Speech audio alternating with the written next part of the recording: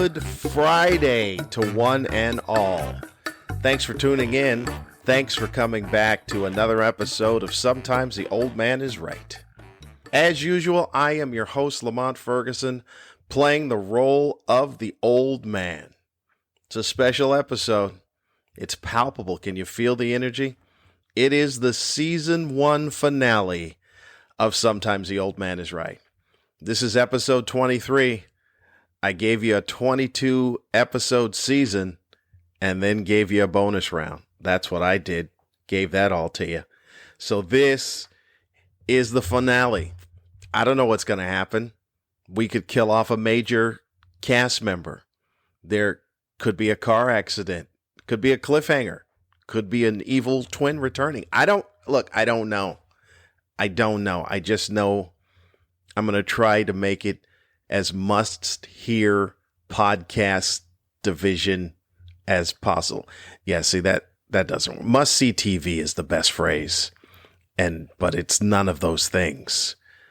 I was trying to crowbar something in, and I was unsuccessful. That is, by the way, that's like the third time in the 2 podcasts that I've used the word crowbar. That's now 4. So I'm going to have to look for a different word. Sometimes you fall in love with words and then you keep trying to put them in wherever you can. And I think there needs to be a moratorium on the word crowbar.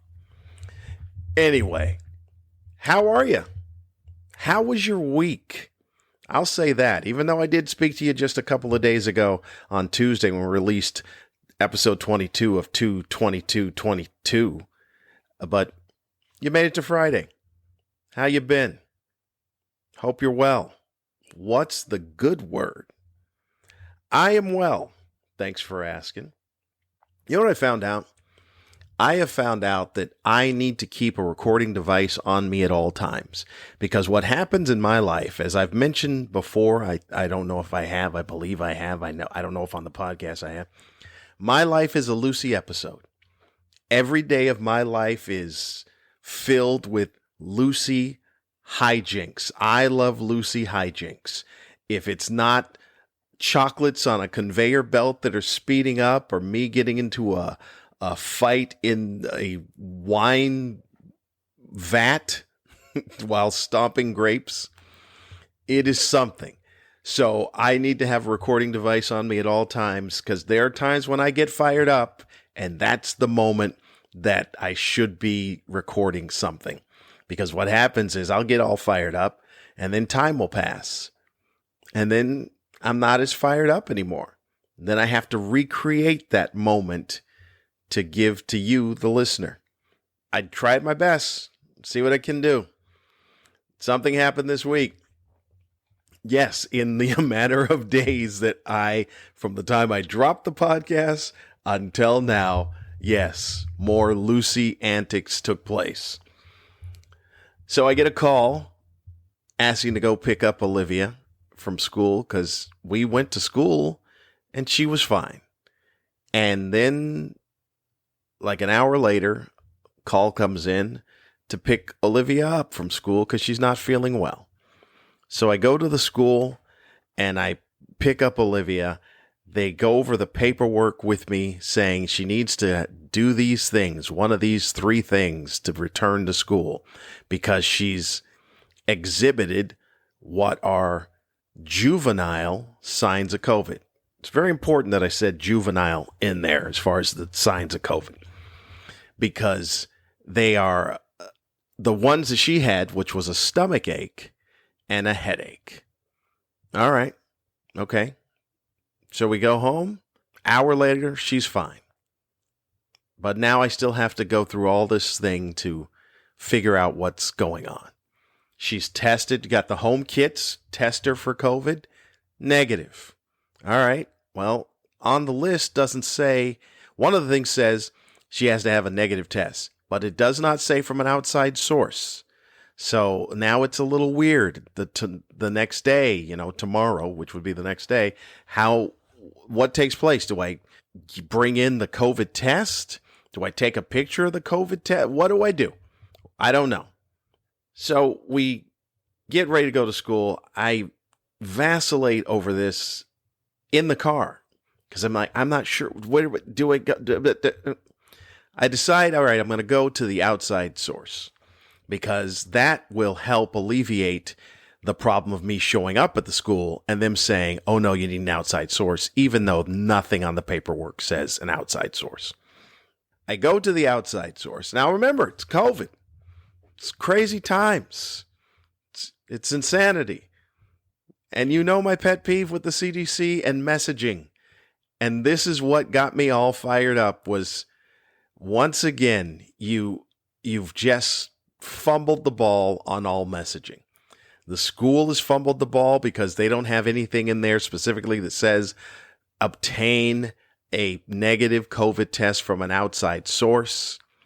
I go to the facility, which is right around the corner. It's, matter of fact, is on the same street as the school.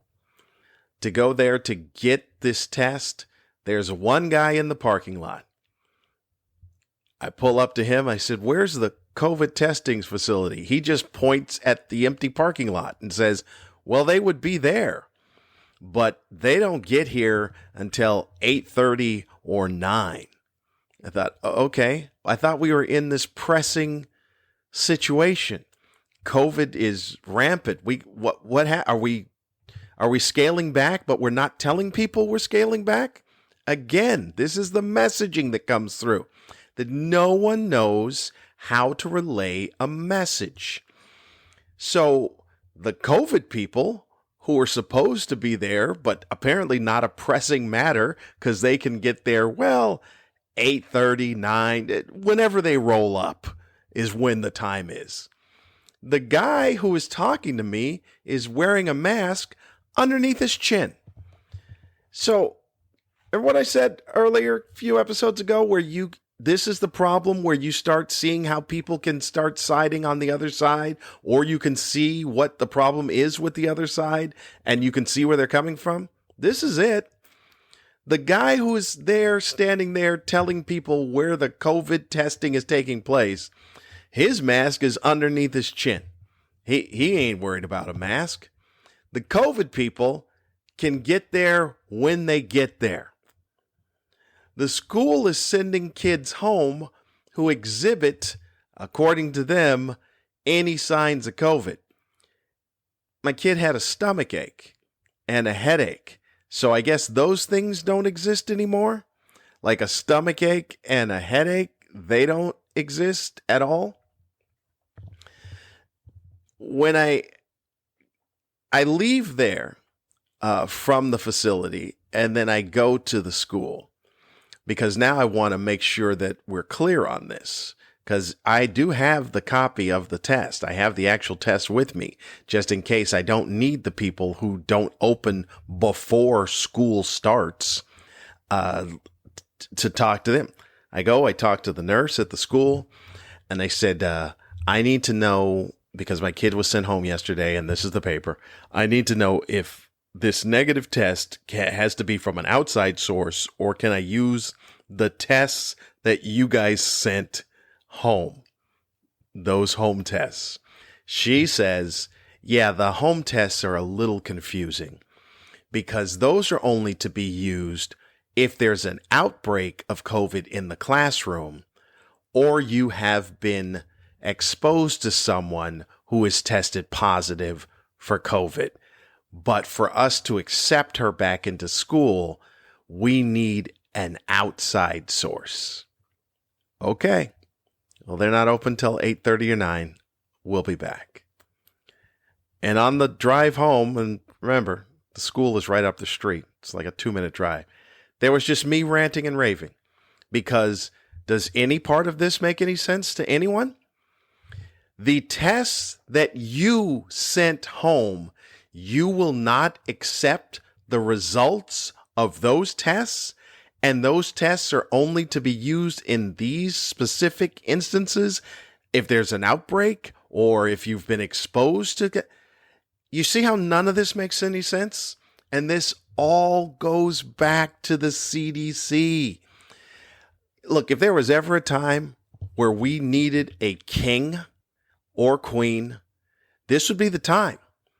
Because once you start putting this into hands of different departments and they start doing their tinkering and fine tuning, and we're going to handle it this way, and these are the guidelines of this, but this is where you end up with this nonsense. This is why we are still in this thing and still trying to get out of it, is because too many cooks in the kitchen, too many hands and decisions, as opposed to an edict being given, and just follow this edict. That's really how it should have been. I don't care about your rights. I don't care about what you think is right for you. It works for. I don't give a damn. This is the edict. Follow this to the letter. As opposed to these are guidelines and now you can do with it whatever you want. Because, you know better. They don't know better. The home tests are not accepted. So you got to get an outside source. Well, then how about putting that on the paper?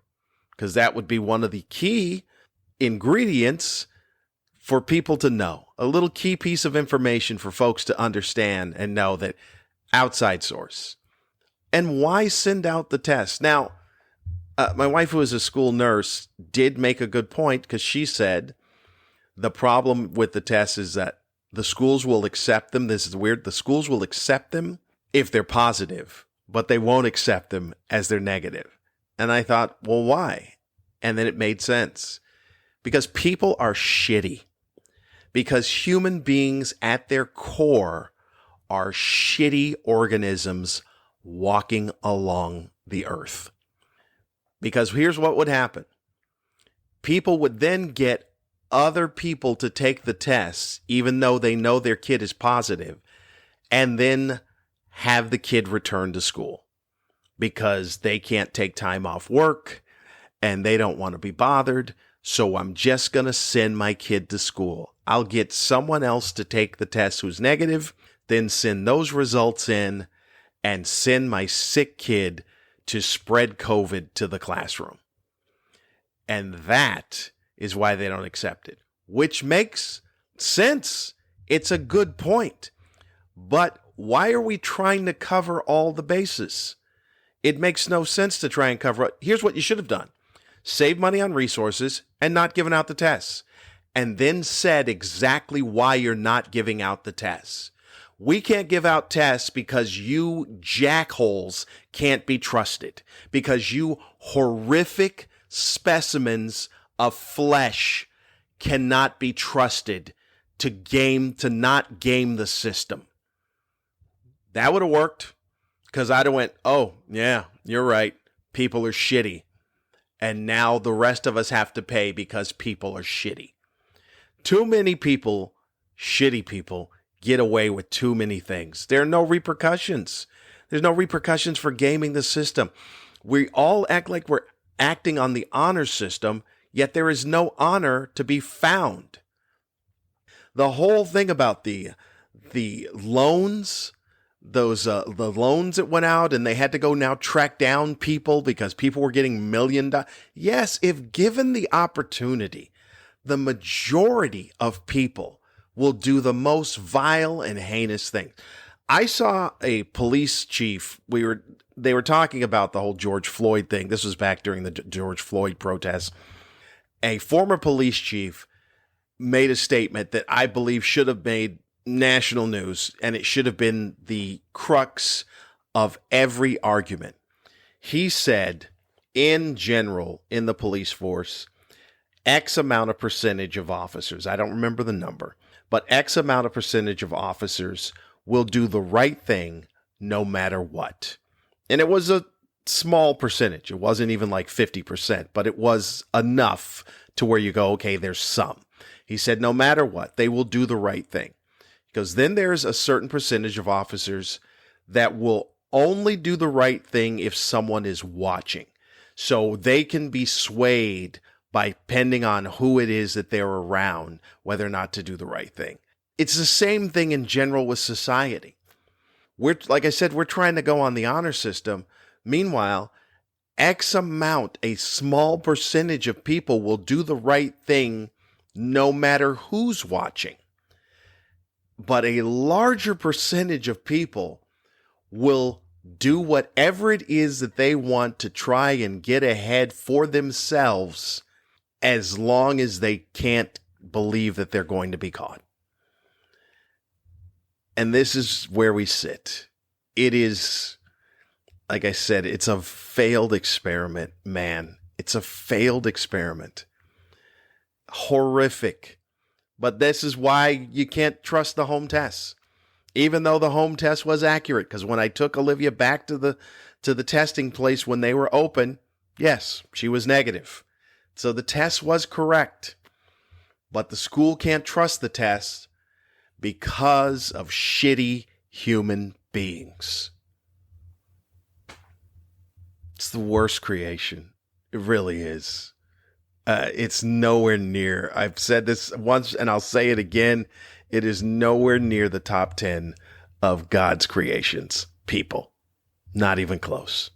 Not even. Man, we're peering in at the top 10 from 2 groups back is what we are doing. So I was fired up about this whole idea about how the COVID thing works. Now, the other thing is that we're using a weird approach in schools because now the list I gave the note back to the school, but the note was, it was dizziness, it was nausea, it was upset stomach. It had a whole list of things. Now, any one of those things is an ailment that any kid quite possibly has. It's not a combination of those things. It's any one of these things. It's about 10 things that are on there. Now, earlier when I said presents in a juvenile, the 2 things that she had, which was headache and nausea, which apparently are telltale signs, possibly, of COVID in children. Now remember, I had COVID, and I had none of those. I didn't have nausea, nor did I have a headache, nor did I have loss of smell or loss of sense of taste or anything like that. I had my own things, which was a fever and a cough and an achiness is what it was.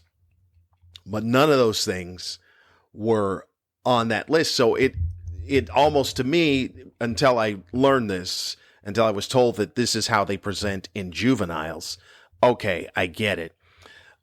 It is a case, though, that we're using a WebMD approach to diagnosing COVID. So you know how the people talk, the other side talks about, oh, so what happened? There's no deaths from influenza, so I guess there's no more flu. I'm like, no, dumbass, that's not the truth. Maybe you're just not looking at the numbers. But you can see what it is they're saying because she had an upset stomach. Okay, well, that could be COVID. It's a WebMD approach. What do you got, a sore throat? Could be a cold. Could be cancer. We're going to go with cancer. And that's how the schools are sending kids out, is saying, hey, if we just net this and say everything is COVID, then we'll make sure that we stop the spread of COVID. All right, fine. But what about the kid that has any of those things and you could test? What happened to your tests? What happened to you sent the home test? Why don't you test right then and there to see whether or not it's COVID? You can test the kids, see whether it's COVID with the test that you sent out to us. How come those tests aren't good enough for you to use? So it is all confusing. It all doesn't make much sense. And especially now where people are kind of half-assing it in the first place. You keep hearing leaks of government. CDC is going to change this. CDC is going to say this. CDC. And people are like, all right, well, I'm just going to not do that anyway. Like I said, the testing people showed up whenever they got there. There weren't a lot of people there to get tested, just a whole series of kids. There were like 5 kids. And I left, and I was the 4th of the 5th kids. All 4 were negative. So, again, I don't know where they are as far as, like, Olivia's vaccinated. So there should be a different category for that as well. But hopefully we'll be done with this nonsense and not have to have different subgroups make their own decisions, because this is the problem that we end up with. So I was fired up about that. I like it that the season finale ended up with a little COVID talk with the mass confusion as to what goes on and people not knowing anything, and just ridiculous. The other notes is this. What do we got going on in notesdom? Oh, well, look, life is weird. Life is just bizarre. And at this age, life just continues. I don't know what that word was. I said continuously and then tried to say continuous, and I melded them together. Life continues to be even more bizarre. This is what I had to do this week. And this is why I looked at it and thought, yeah, this makes no sense. If you had to explain to an 8-year-old, that's just random. I'm saying I'm not talking about Olivia. I'm talking about just an 8-year-old yourself. If you went back in time and talked to yourself at 8 and said, by the way, part of being a responsible adult is mailing your poop to another adult, that kid would never stop laughing. They would just think that's the dumbest and funniest thing I've ever heard. And yet, it's the truth. It is the truth. You got to, the colorectal scanning, screening, whatever it is, that you get a note from your healthcare provider saying, hey, it's that time of year. We'd like you to mail us your poop. And you go, okay, all right, fine. I'll go through this humiliating, ridiculous, responsible duty. I said, dude, that was on accident, but still, I caught it, and it made me laugh. But you do this. You're mailing out the things you can't send in the mail. Is a pretty lengthy list. But one of the things you can send in the mail is your poop, which should be on the list of things that shouldn't be sent through the U.S. mail. Anyway, I just thought that was odd. We have Olympic news to follow up on. Last episode, I talked about no one was paying attention to the Olympics. So a news story came out about, let me look this up to make sure that I've got who the person is. Oh, Finland. So a Finnish cross-country skier suffered an injury in the 50-kilometer race. First of all, if it's 50 kilometers, I don't even know how you put race on that category. That's a long period of time. Now, granted, I'm American and we're not using 50, we're not using kilometers, but I know from driving on Canadian roads that 50 kilometers driving at 60 miles an hour or so is about a half an hour. It's about half an hour. It's about 30 miles. 30 miles of skiing is ridiculous. That's I don't know if that's really a race. A race sounds something that's fast and something like that. You know, like when you put that in your head, the word race, it sounds fast. But that's a journey. So this dude, 50 kilometers cross country skiing, suffered an injury where he froze his penis. His penis was frozen. Here's the thing. For the second time, this has happened to this dude before. So, you know what? It's only to take one time when I realize that, you know what, maybe I should try a different sport if my penis keeps freezing in this particular sport. There's so many questions about this. I don't even know how that happened. Like, what are you wearing? And how come this is only happening to you? Like, no other racer said that they had this injury, just you, which to me sounds like a dude that just wanted to brag about his penis. I mean, really. And then made sure to let people know, by the way, this is the second time it's okay. All right, thanks. Thanks. His name's Remy. Thanks, Remy. Appreciate it. The second time. Okay, thank you. And the fact that this is a news story, you can look it up. It's on all sorts of media outlets. Who's behind the story? Who's telling everybody about this? It would happen once to me, and I never tell anyone. I was like, I'm now officially announcing my retirement from this 50-kilometer ski race thing. Well, why is it? I'm just done with it. I don't want to do this anymore. Don't worry about why. I just ask for my privacy is what I would do. But this dude is out telling everybody all the details. I'm like, you need a smaller circle. You need to get into the Tiger Woods school of circle of network of friends to where you can't say anything. Tiger Woods has got like a Fight Club mentality in his circle. Like, you do not talk about anything. You barely know me is what it is. So anything that's discussed here, nothing gets said. This dude, good grief. Like, are you wearing a different type of outfit than the rest of them? Is it just cut out in the crotch? Are you wearing a crotchless ski suit? Is that what you're doing? Does that help you save time? But he's busy getting an interview. Yeah, I had to have a heating pack on my Okay, all right, Remy. Thanks. So Remy's going to talk about his penis for the next half hour.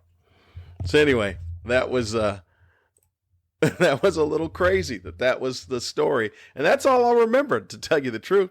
That is all I'll remember about this Olympics that I didn't see, was that, oh, yeah, the dude from Finland froze his penis. I won't remember anything else. I'd say out of all possible injuries that you would think that would take place when you decide to participate in a sport, freezing one's penis.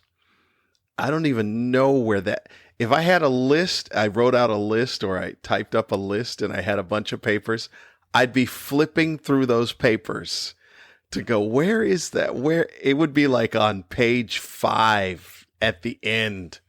I go, here it is, freezing my penis. That's also a possibility of things. It's like listening to one of those weird prescription drug ads, and then the side effects get rattled off, and all of a sudden you hear frozen penis in there. Anyway. The other news, and the big news, is not even the other news. The big news is that the war in Ukraine, which really doesn't seem like much of a war, and I don't mean that to minimize the idea that it is a war. It just seems like Russia is just kind of ugly plowing through Ukraine. And it is sad to see, and it's nonsense to begin with. It just is. I never thought I'd be this dude. I never thought I'd be the dude talking about what are we doing with wars? Like, how is war still a thing? And war is still a thing because, well, one, people, and you know my hatred of people, but even more specifically, men. This really is men. War is still a thing because men. Now, I'm not saying that if women were in charge that there'd be no war. There might be. It's part of the fabric. It's part of the whole makeup of society. But maybe there wouldn't be as much. I don't know. But I know with men it is, because this is a thing. It's a weird aspect when you look at it. Hey, I'm angry at you, and here's what I'm going to do. I'm going to get a bunch of my people to go over there and kill your people. That's a very masculine thing. And it's a very, very antiquated, down to the roots and the makeup, the DNA of people in general, and specifically men. So I don't know how this is going to end, but it does not, no matter what, it doesn't like is going to end well for the people of Ukraine. So Putin, as a man, doing his man thing, and I'm still confused as to why we still have wars. I don't understand it. Hey, I'm going to beat you up. Okay, now I've beaten you up and I've killed your people. Now you will bow to me. It's a weird thing as opposed to, like we always say, use your words. Use your words. Folks, I don't really know what else there is on this. It's going to be a short episode because, I just spoke to you and just kind of go over the final thoughts of what was left in my head, things that took place over the past couple of days before I send you on your way on the winter break. I'm going to call it a winter break, even though it's almost spring, for crying out loud. I don't know. We work a different type of schedule and rules here on episodes of podcasts. I'm making it up as I go along. I've decided April 15th will be the date that I return. That's a good day. It's Good Friday. So it'll be a Good Friday to come back. I don't know if that was sacrilegious for me to even make that comparison, but I will. That's what'll happen. I'll do that. So April 15th, the show will be back. It gives me 6 weeks to be able to rustle up some anger, some fervor, some vim, some vigor. I don't even know if any of those are the correct usage of the words. And finally, of course, it always ends with Olivia news. So this is what happened. Now, I'm going to tell you, I have become, in my old age, very aware of my own mortality. Because this is what happens as you get older. You start realizing, all right, this ride is coming to an end. And you don't know when that end is, but you know that, I'm closer to the end of the ride than I am to the beginning of the ride. Much closer to the end than I was to being a teenager, for crying out loud. So you kind of go, all right. Coming to the end of the ride, you get a little bit more introspective. You kind of be aware of things. You see what it is that you've done in life. You try to do better. You try to make a lasting impact on those who are left to carry the baton and the torch. I don't know if you carry a baton and a torch. It's a lot of things to be carrying, by the way. So remember a few episodes, it was called Getting It Across the Street. Something about that, about how I was going back out on the road to work, and Olivia made a comment about who's going to help me cross the street. And I got a little emotional. Remember that? You remember. So it was Noah's job to help her get across the street, at least physically, literally, to get across the street in schools and stuff. But it was all this introspection about that's your job as a parent in life. So you wonder how that's going to happen.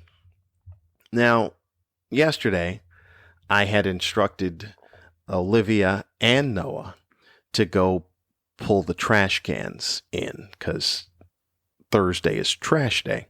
And the trash cans they'd already come, and trash cans are out on the street. So I instructed her and Noah to go bring the trash cans in. So she was excited because this is the first time that she'd actually had any type of real chore. Hey, I got to go outside and do this particular chore. That's usually been just Noah's job. But now she's like, I'm going to help. So Noah's getting ready to go. He goes outside. Then she goes outside. And then she immediately comes back inside. And I said, what happened? And she goes, oh, he told me to get a jacket.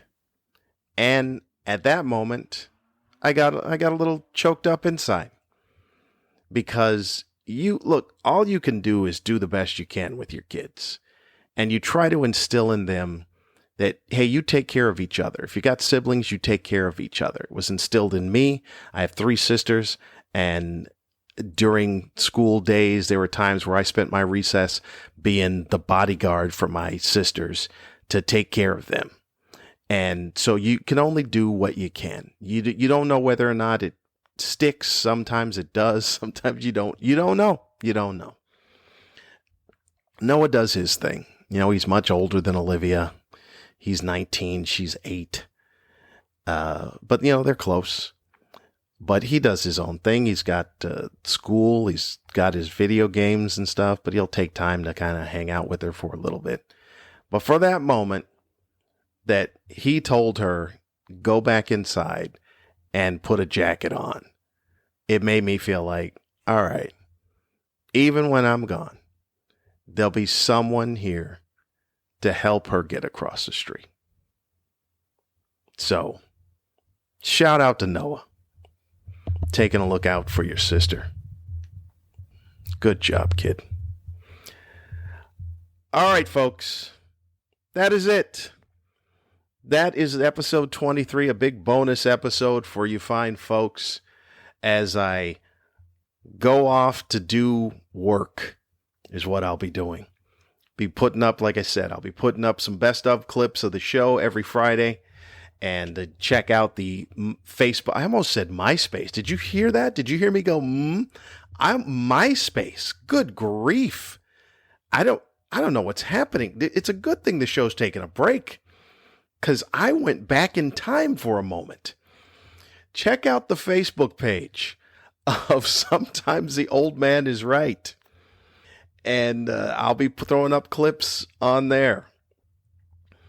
So every Friday, you'll be getting a best of episode of the 23 episodes that, we've done so far. April 15th, that is a Friday. Mark it down.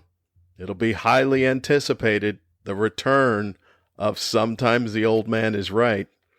So, big, huge episode when that takes place. You can find all things Lamont Ferguson at lamontferguson.com. You know the drill. Find all of your Lamont Ferguson needs. Do you need Lamont Ferguson? I don't know. Maybe you do. Who knows? Oh, and let's have a big celebration. I said it would be a big celebration. It is a big celebration. We received the first email. You can email the show at oldmanisright@gmail.com. So a shout out to Dominic Arnold for sending the first email to the show. It was a big moment. I've released doves and balloons. I've put some doves inside of balloons and released them. They can get out whenever they want to before any of the PETA people come after me. But that was an exciting moment to check the email and go, oh, look at that. We got an email. Other than that, I believe that is it. I hope you have a good winterish, springish break. Be safe out there.